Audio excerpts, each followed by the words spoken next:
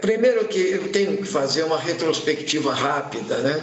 Como que o Arthur Lira chegou ao governo e como é que ele concentrou tanto poder.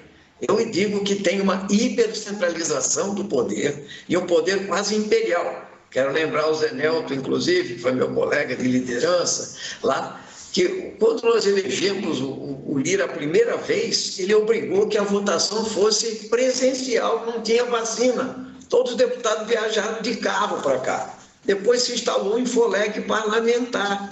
Então, a pandemia, entende? O fisiologismo, o clientelismo e o orçamento secreto fortaleceram Lira uma barbaridade. A segunda questão é que o governo Bolsonaro começou dizendo que ele era apolítico, que ele não precisava de base, ele é antipolítica, e depois ele caiu no colo do Centrão.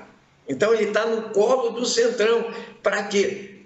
Para que 140 pedidos de impeachment não fossem mexidos naquele momento. Isso concentrou um poder exorbitante na mão do Lira, e eu quero citar a mudança de regimento interno que foi feita no meio do jogo, Zé Nelto. Eu nunca vi isso nesses 22 anos que eu estou aqui. Ou seja, você muda o regimento interno para não ter obstrução, para se votar PEC em 2 horas, entende? Para não se constituir comissão especial, para não ter obstrução mais, entende? Então, é muito fisiologismo, muito clientelismo.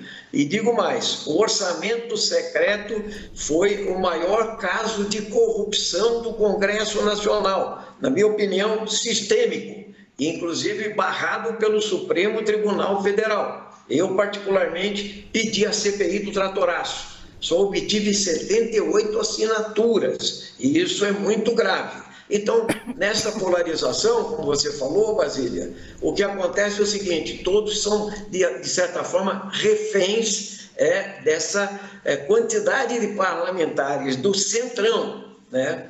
E sobre as medidas provisórias e a concentração de poder, posso falar num segundo momento, nesse momento, para não monopolizar o debate com o Neuto. Você sabe que a disputa pelo poder ela é eterna. O Senado quer ter o protagonismo dele, a Câmara também quer. A Câmara representa o povo brasileiro. O Estado, o Senado da República, representa a federação, representa os municípios. E o nosso presidente, Arthur Lira, é um homem muito duro politicamente e teve uma vitória expressiva.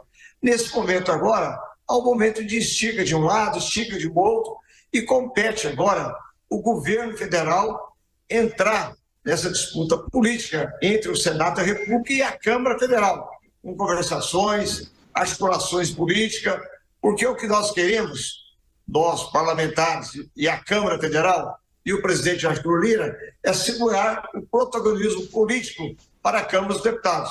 Eu não vejo, nesse momento, que ele esteja cometendo nenhum abuso de poder. Tudo que está sendo feito, ele tem o apoio da maioria das lideranças políticas da Câmara dos Deputados. Deputado Ivan Valente, o senhor que também é um parlamentar ali dentro da Câmara, junto com José Nelto e Arthur Lira. As questões relacionadas à disputa de poder, essas inversões no rito, isso está se sobrepondo ao interesse do público, a aprovação de propostas tão populares? Bom dia Basília, bom dia Zé Nelto, um prazer estar com você aqui. Algumas medidas provisórias certamente serão aprovadas, sim. O problema é o custo disso.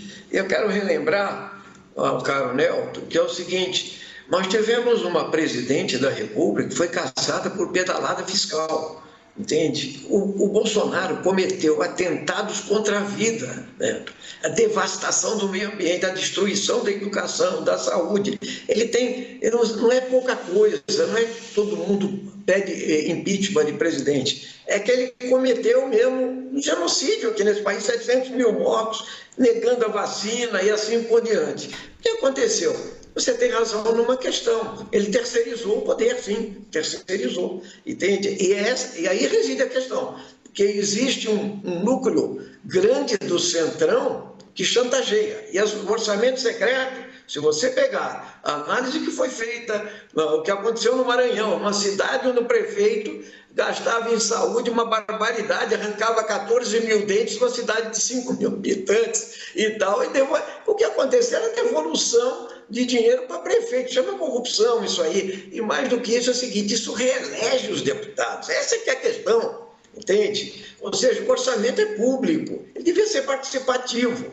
O Lira quer manter o orçamento secreto, não é à toa que ele se apropriou da parte mesmo depois da decisão do STF. Mas o que nós queremos, Basília, é que o Brasil comece a votar propostas que interessem ao país, ou seja, gerar emprego, distribuir renda, salvar a educação pública, revogar essa reforma do ensino médio, fazer coisas que interessam ao povo brasileiro, a nossa juventude, a geração de emprego. E o que acontece é que há muita negociação que centraliza e ultracentraliza mais poder. Nós não podemos ter um árbitro que nomeia qualquer comissão, que forma grupo de trabalho, que determina o ritmo das votações a todo custo, onde os partidos são meio reféns e os governos são mais reféns ainda. Não é à toa que o PSOL lançou um candidato, foi o Chico Alencar. É o único que lançou um candidato avulso ali para fazer esse debate. O orçamento secreto, que na verdade não é secreto, ele é publicado em todo o Diário Oficial da União. O que nós queremos é dar maior transparência ao orçamento secreto. E tudo isso começou com o Bolsonaro, porque o Bolsonaro abriu o poder de comandar o país, de ser o presidente do país. Ele terceirizou o país, essa era a verdade. Ele começou com o Rodrigo Maia e caiu também no colo do presidente Arthur Lira, que deu oportunidade, dando mais poder aos parlamentares. Não apenas uma decisão de Arthur Lira, isso foi a decisão da Câmara dos Deputados. O deputado Ivan Valente tem razão em apresentar pedido de CPI, isso é normal, faz parte do parlamento. Nós vamos ter agora também, do governo do presidente Lula, mais de 200 pedidos de impeachment. Isso faz parte do Congresso.